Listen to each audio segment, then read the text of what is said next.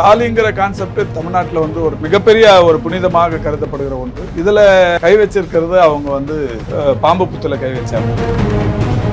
திமுக ஆட்சிக்கு 5வது முறையா நீட் தேர்வு நடக்குது. முதல் முறையே அவ்வளவு கட்டுப்பாடுகள் சோதனை அப்படிங்கிறது பேர்ல நிறைய பண்ணாங்க. அப்பவே நீங்க இது மாதிரி அதிகாரிகள் மீது நடவடிக்கை எடுக்கணும் அப்படின்னு கடுமையான ஒரு போராட்டத்தையோ கடுமையான ஒரு நெருக்கடியை கொடுத்துருந்தீங்கன்னா இப்ப நடந்திருக்காது.